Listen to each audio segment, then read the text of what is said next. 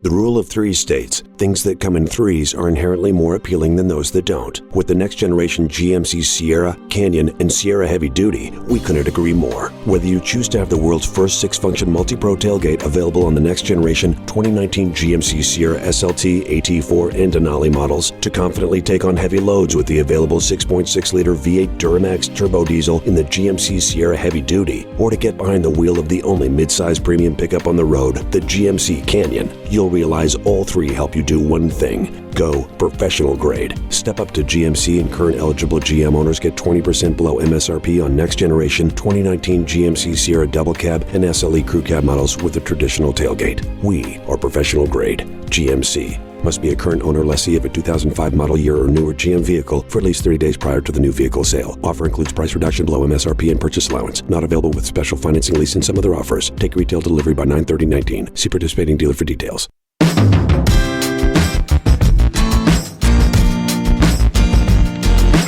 Hi, this is Tony Ruggiero, the Dew Sweeper. You're about to listen to an episode of The Tour Coach, which is going to give you an inside look at coaching golf at the very highest level, from on the PGA Tour with my guys all the way to here at Mobile, Alabama in the Dew Sweeper Dome, as we help folks of all skill levels, all walks of life, learn to achieve their golfing goals. So it's New Year's Eve, end of a decade. We got a new podcast coming out tomorrow, and this is the intro for it. So it's a cool one for me. It's somebody that I've taught for 10 years, spent 10 years watching him grow from 14 years old all the way to a PGA Tour star, rookie, Robby Shelton, who would, as he would tell you, I guess he's the longest tenured continuous dew sweeper or student of mine. And it's a cool thing. When I started teaching under my mentors, Wayne Flint, Mark Wood, who you've heard on here, and Hank Johnson, started teaching because obviously I love golf. Never thought I'd probably teach tour players, but I love teaching junior golf. And I still remember the time when I got the call to give a lesson to Robby Shelton. I think his mom or his dad called, and anyways, we met over at a golf course the eastern shore of outside of Mobile, Rock Creek. Remember my assistant at the time, Drew Armacost, and I were together, and we taught for the day. And then Robby, I think, was the last one of the day, and he'd already had some national notoriety.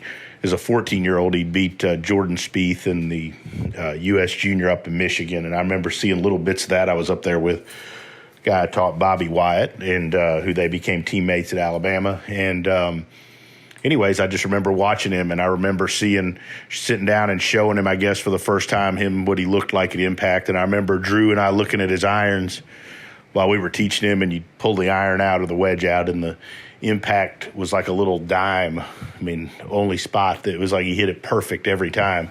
I remember thinking, wow, how good Robby was. And so it's been a cool journey. 10 years with one student. You know, he was the best in high school and in college at sticking with whatever it is he was working on. He's a grinder. He works his ass off. But over 10 years, you watch a person go from 14 to 24. You see them grow in life and as a person. And it's been an honor and a pleasure to watch Robby go from the quiet 14-year-old all the way to what he is now as a rookie on the PGA Tour. And as much as I love watching him hit golf balls and walking 9 holes with him at a tour event, I've enjoyed the opportunity to continue to know him and to spend time eating dinners with him and teach him a little bit about rum or a little bit about red wine. I think you're going to enjoy this. And if there's one thing I would say, or the one thing I'm most proud of, is there's, lots of us get to teach tour players, and it's a challenge to teach somebody from junior golf or high school all the way to the PGA Tour. And if there's one thing I'm most proud of, is it would be that I didn't mess Robby Shelton up. I think Robby Shelton would have got to the PGA Tour regardless of who had the good fortune and the opportunity to watch him and spend time with him.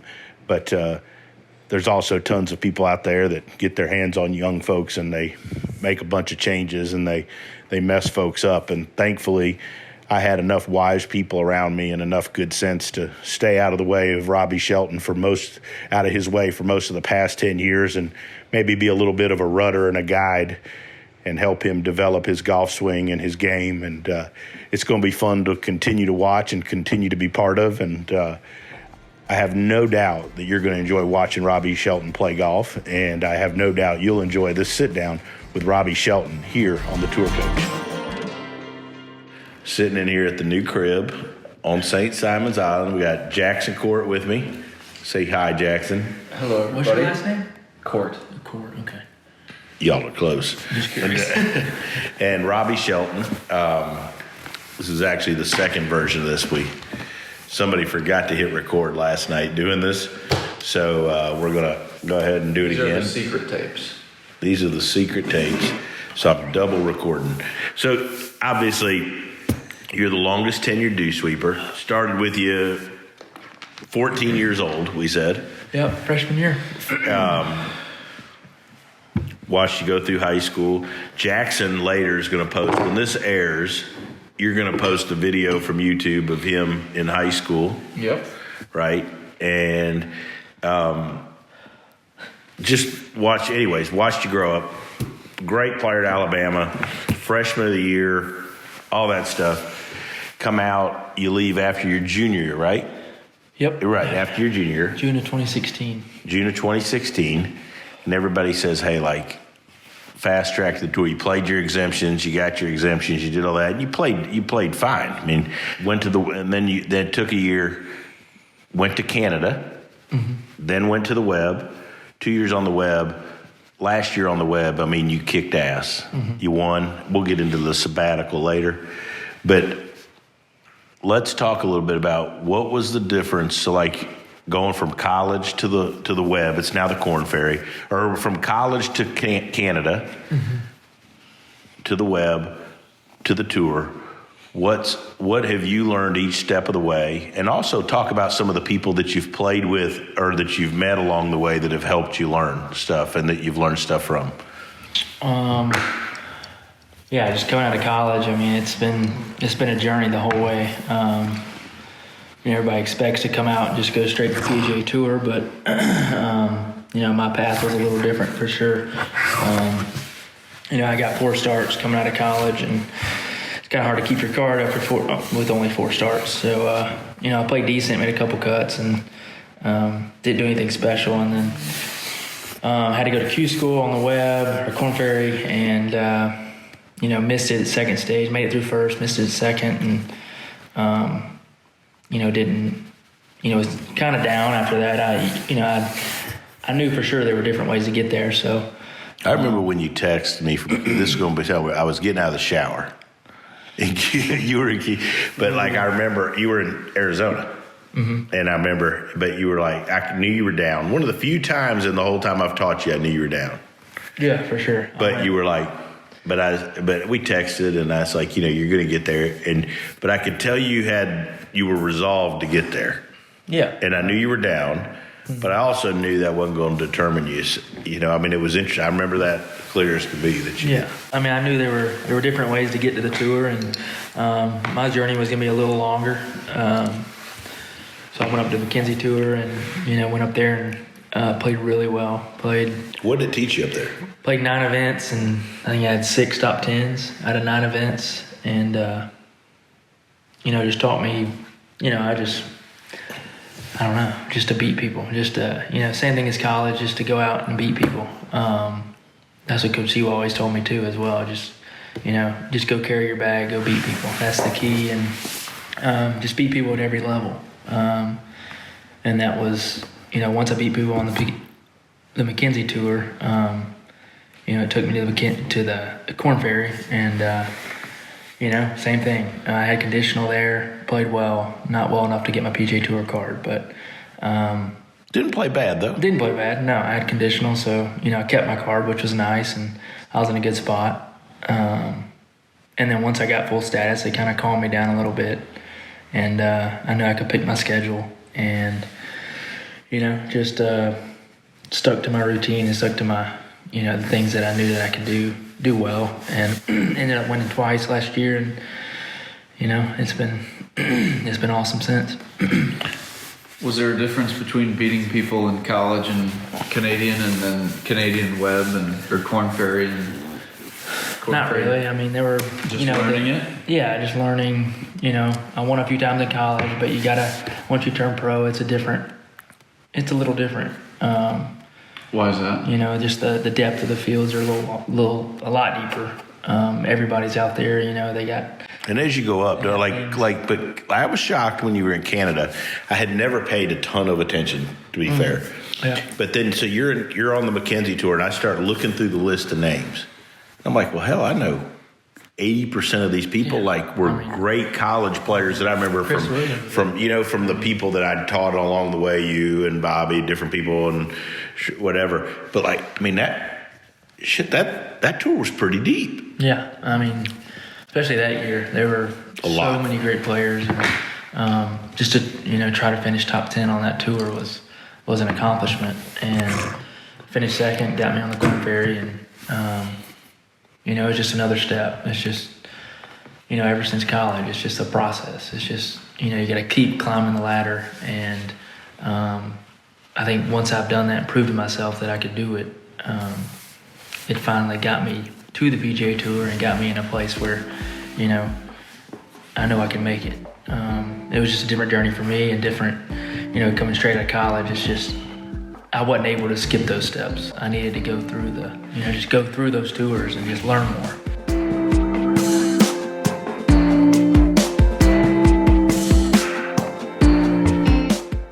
No, high school players don't come, at Major League Baseball drafts, pitchers or baseball players out of high school or college, and they don't put them in the major leagues first week or first month or whatever. They go to AA, then AAA, and they come up.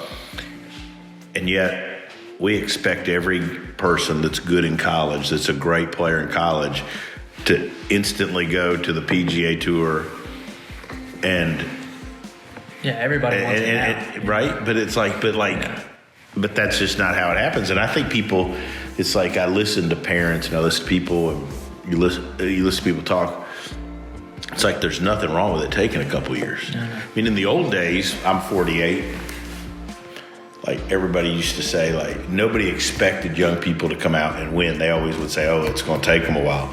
Now it seems like everybody expects everybody to win when they come right out. And I think that's just natural. I think that's part of the process. Golf Channel calls me. It's like, hey, what have you been working on with Robby? I said, I don't know. Because we went to Key West January. It's where we kicked the year off, although now the tour's kind of messed up the schedule for it. Be completely fair, tour's kind of hurt us. A little bit. A little bit. Sony's in the way. Yeah, Sony's in the way. And I'd like to actually start a petition, if they're listening to this podcast, to maybe move it 2 days back. Yeah, that's all we need. That's all we need, right? Because traditionally, Robby and I start the year off in Key West, and we played 9 holes. It was fairly competitive, to be fair. I got 3 shots. I still remember how I 6 and 7, I played really good. And not to digress, but you, on the 9th hole, so when the Golf Channel called me, you holed out from about 140 yards, from about 138, 140. Yeah, it was. To beat me. We were tied with my strokes. Oh, you had a putt to tie it, yeah. Yeah, but I couldn't top it. You hole out. To be honest, I thought I was going to make it. I didn't want to take it from you that way. But anyways, you hold out on the 9th hole at Key West Golf Club, where I'm now a member. And we'll probably play the member guest. But I felt like that's kind of what started your year off. But we joke. But so we worked down there, and then traditionally we kicked the year off going to South Florida. We worked down in last 3-4 years. We've gone down to Jupiter and hung out. Lucas and the guys and Wilson and everybody, we go down there and practice and play. And we got a lot of work done. And then you went off and you just played golf. Yeah. I had a full schedule this year. And you played a ton of golf, but we didn't really work. I didn't really see you to watch you hit balls where I said anything of any consequence other than hey, you want to go grab dinner? Yeah. Until Vegas on the PGA Tour. Yeah. And there I told you to get your feet wider right? But lots of people are oh man, what's going on? You hadn't watched. I'm like, dude, you're playing good golf. And we joked last night. I said, like, I called it a sabbatical. You're like, I was winning, right? I was playing well. I didn't need much. But people worry about that. Like, and there's people that are neat. But like, I think that's a great lesson. Like, if you're playing good golf, and you so Golf Channel says to me, like, what are you talking about, Robby? And I'm like, you just shot 63. What the hell am I going to tell you? Or 62. Sorry, I didn't mean to shortchange your shot.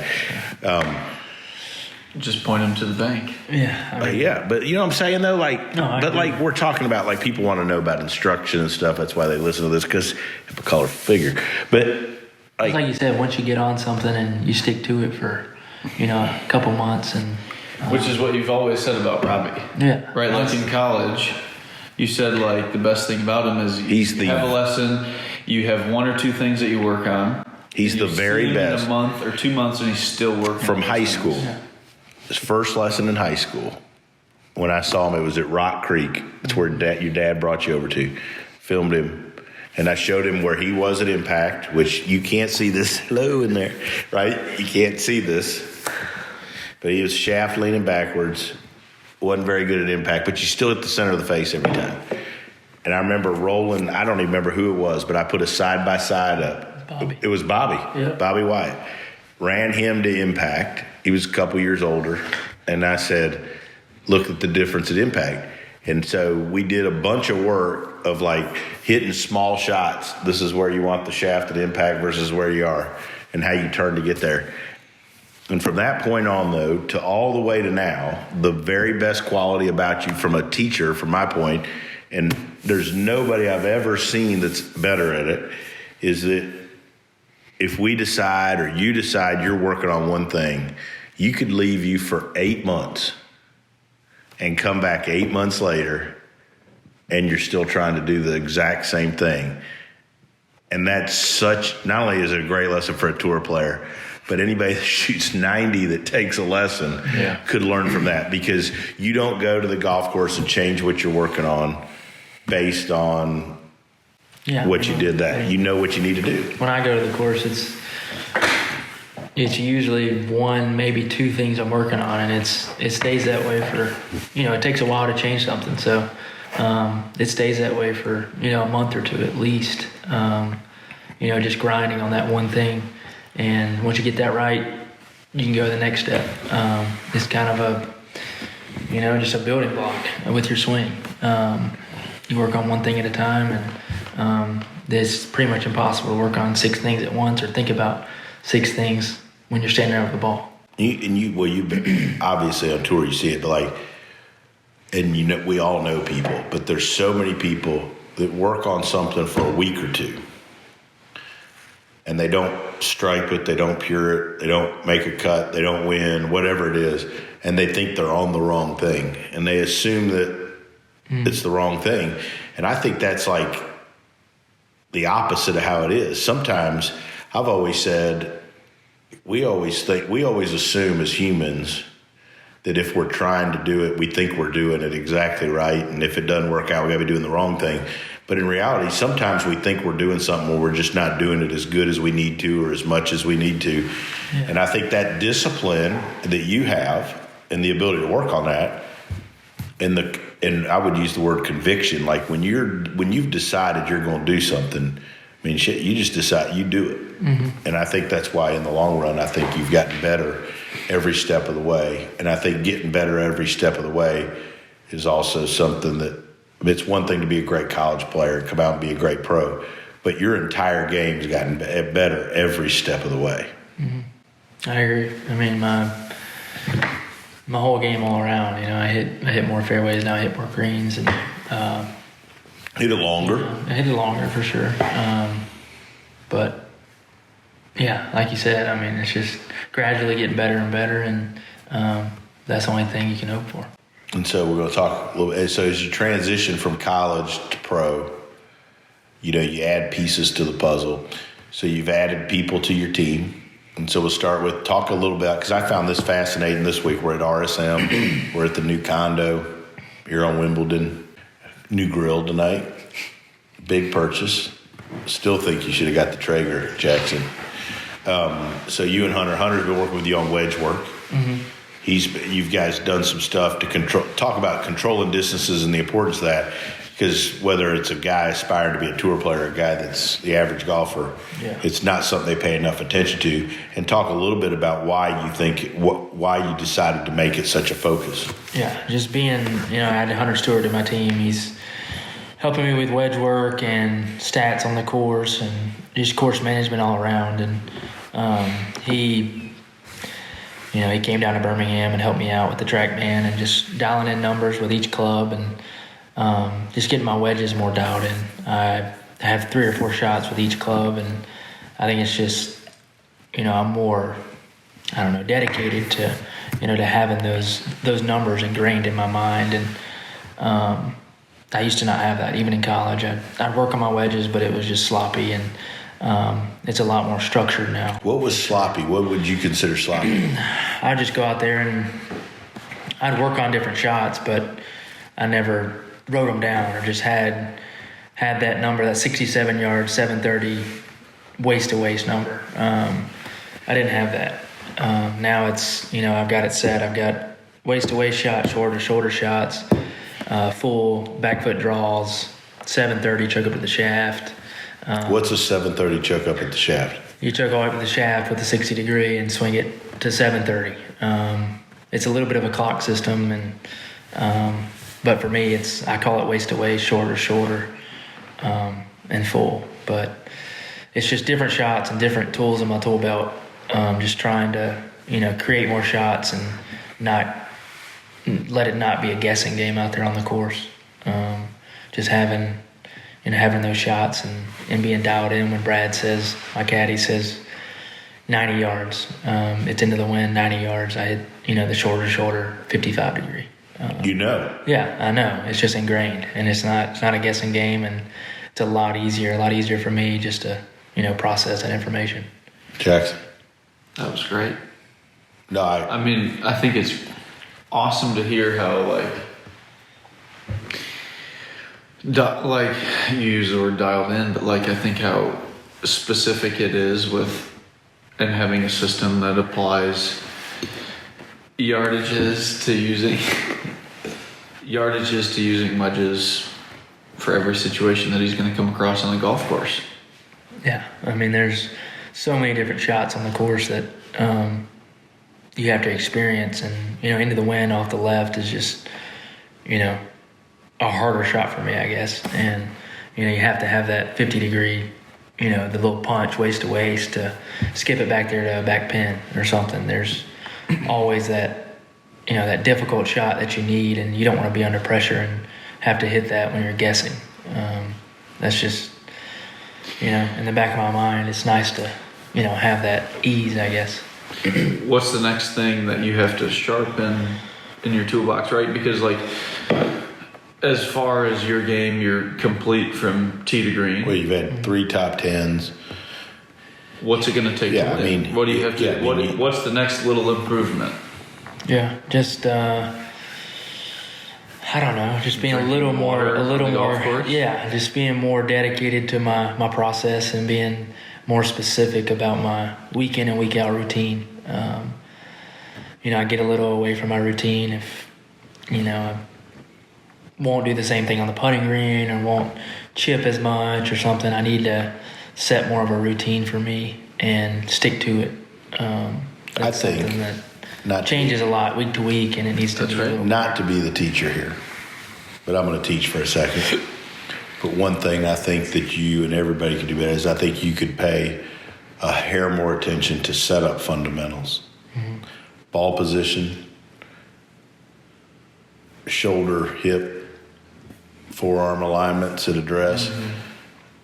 Those things, I think, not getting on your ass. You know what I'm saying? Yeah. Like I said it on the range today. But I think that those things, because a player always wow, shit, I played good last week. Why does it feel different this week, right? Well, it feels different because the ball's not, one, you're in a different part of the world. You've traveled, you've flown, you've stayed in my place. Travel is a big part of it. Huge. I think just riding in a car for a few hours or flying or just whatever, tweaks your body a little bit. Sleeping the wrong way tweaks your body. And staying in my estate. Yeah, staying in this place, palatial. It's tough. But I think that being committed to those setup fundamentals. And there's people out there, that put out there like that setup doesn't matter, where your aim doesn't matter. But I think that being consistently aimed the same way, whatever it is you do, and postured the same way is important. And I think that if you're not, then the club's going to feel different going back. Club's going to get in a different position going back. And I think that's a good lesson. I mean, that would be something like if you said to me like, hey, what do you need to do better coming out in January? Is like, I think January you ought to be more diligent with your setup work when you practice. You do so awesome with like your fitness stuff, and we're going to talk about that in a minute, and your wedge work. I think if you were just as diligent with your setup as you are with that, I'm actually teaching here on the podcast, but like I think that like you'd have the same, like I think that stuff's just as important as the stuff you do with Thomas, and with the wedges and stuff and everything. And Hunter, I really do. Do you disagree with that, Jackson? No, I agree completely. Like you talked about it yesterday or the day before, like the wind on this range is always straight in. I could not practice on that range and teach on that range every day. Or I'd have everybody shoot 1,000 on ball. And it blows wind on both those golf courses. So like ball positions creep back. I'd like to teach in the Astrodome. Tilt. Right? Like people start to get the ball back and they lean forward and they start to hit stuff kind of trappy. Mm-hmm. Right? Like gets narrow. Right. Like you just have tendencies in those situations. So but for a good player, it does the same thing to everybody. That's right.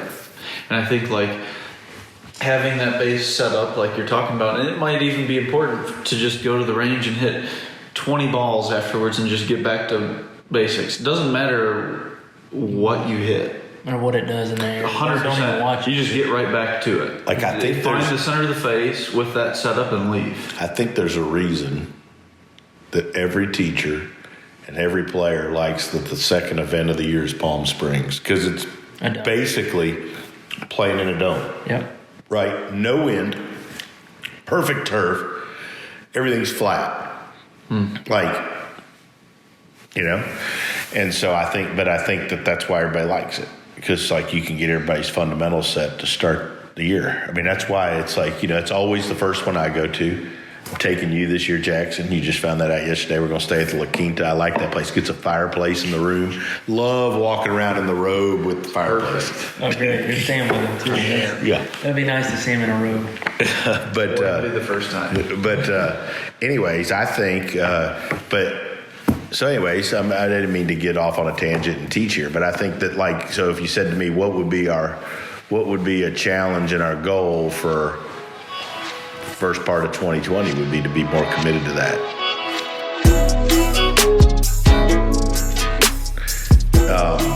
Jackson's taking a selfie here. I don't know why, but he's taking a selfie. He tends to do that. This episode of the podcast is brought to you by Florida Cana Rum.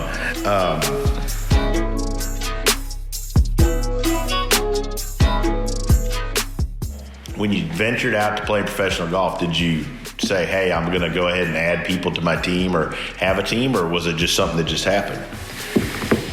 Honestly, just happened. I moved to Birmingham after going to Alabama, and I knew I needed a trainer, needed a fitness guy in Birmingham, and I reached out to a couple people and found someone that really clicked with what I do and what Tony teaches. And I'm right here. You don't have to call me Thomas Twitty. It's incredible what he does and what he does to my body and my weaknesses every week in and week out, and that helps me,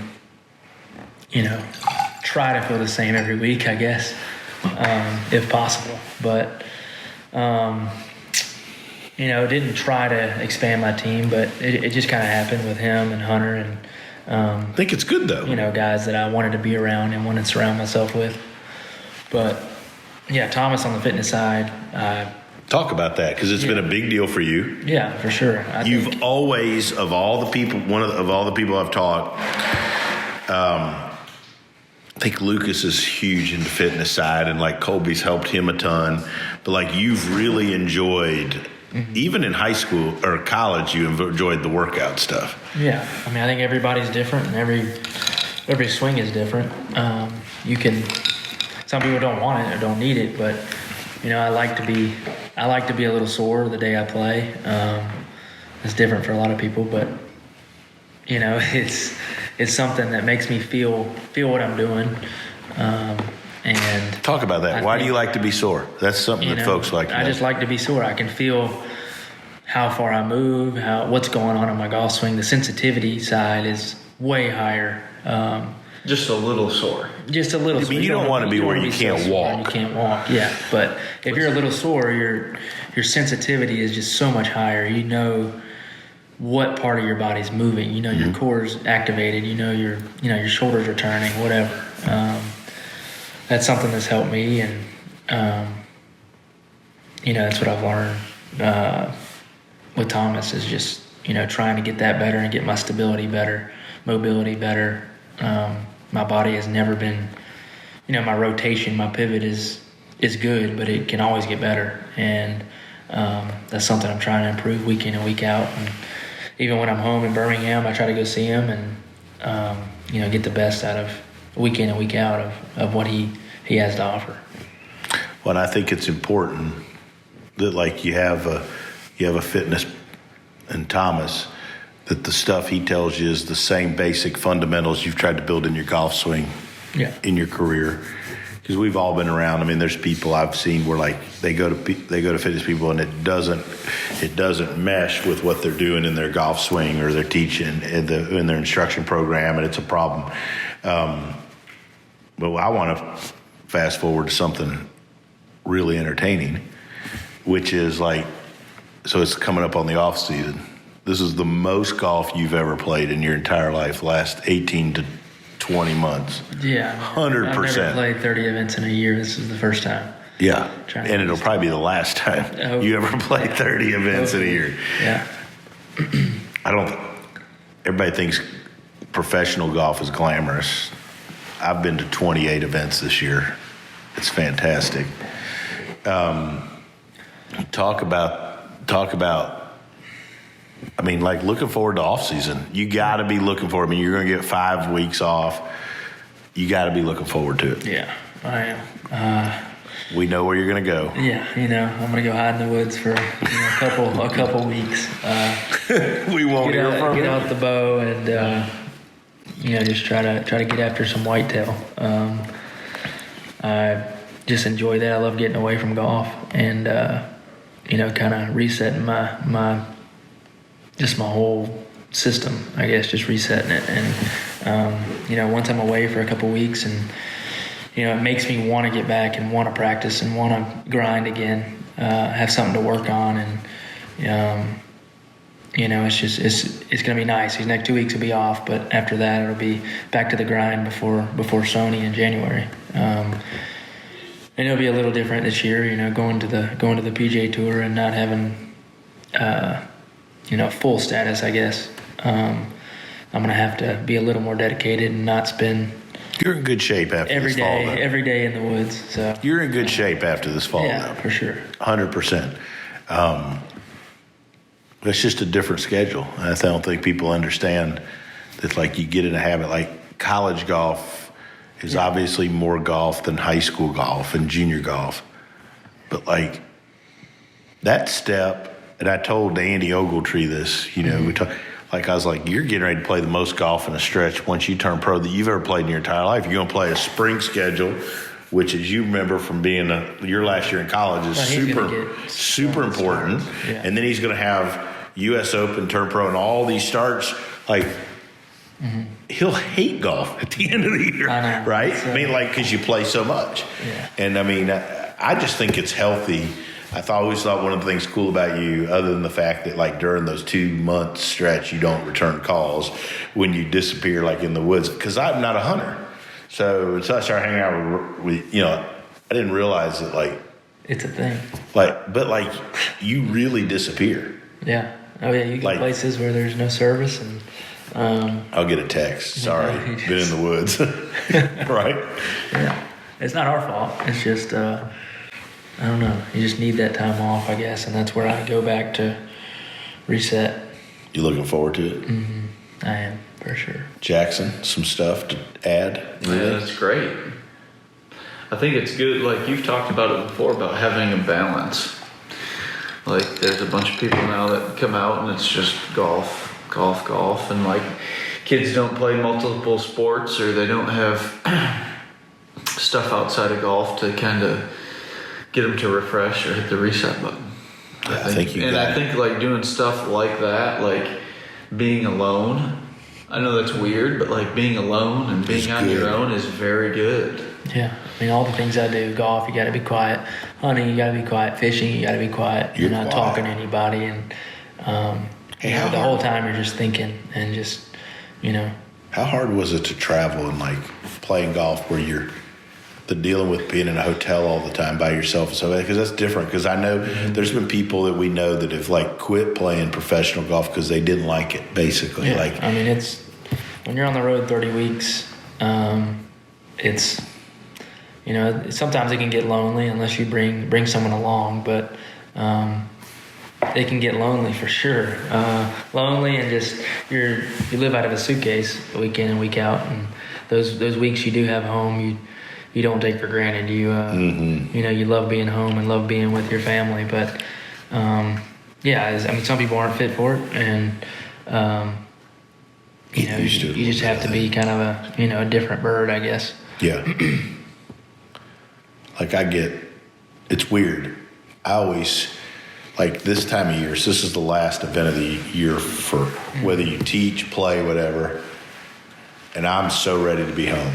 Mm-hmm. And so Yvonne always is like, I'm always talking about, like I text her tonight, I'm just ready to be home.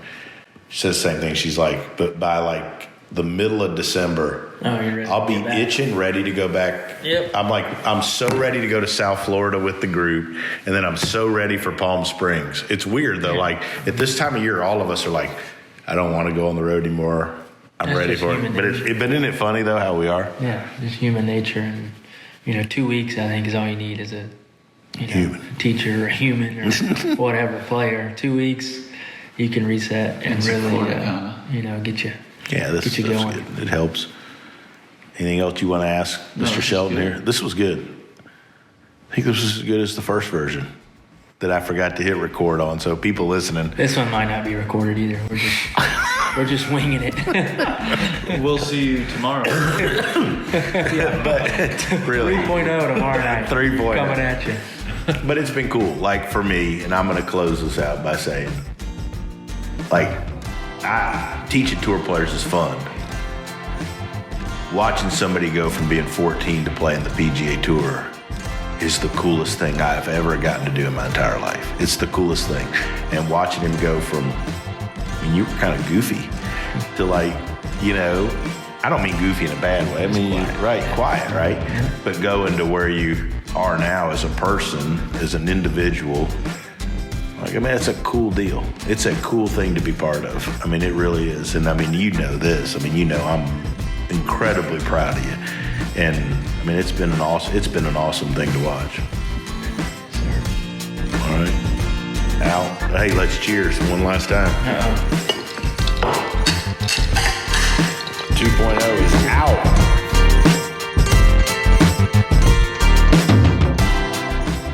Thank you so much for listening to this episode of The Tour Coach with Tony Ruggiero. If you enjoyed this, make sure to hit subscribe, Apple Podcasts, Spotify, wherever you are listening to this podcast. You can stay up to date because we have weekly episodes coming your way with fascinating people in the world of golf instruction at the highest level. Make sure to subscribe and stay tuned. If you want to learn more about Tony, head over to dewsweepersgolf.com to get all the details on what he's up to.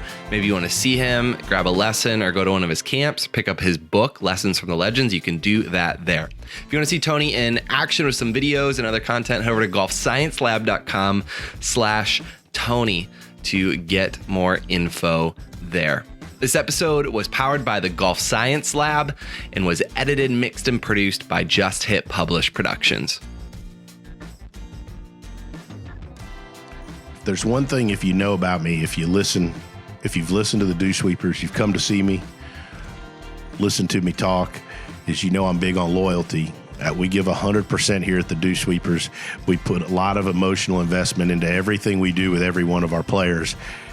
And the same can be said for our partners and the folks that have been with us for the long haul and help the Dew Sweepers, help our juniors, help us get to our tour players. And so I want to give a special thanks to our sponsors. Our sponsors are first and foremost Buick and our local Buick dealers here around the Southeast, Shrixon Cleveland Golf, who've been with me for over a dozen years, and their belief and support of what we do here with the Dew Sweepers. And lastly, the folks at Vineyard Vines. The folks at Vineyard Vines love what we do with junior golf. They support us on the road. There isn't a better family or group of people that are going to help us look our best, play our best, and have more fun than the folks at Vineyard Vines. So special thanks to our sponsors.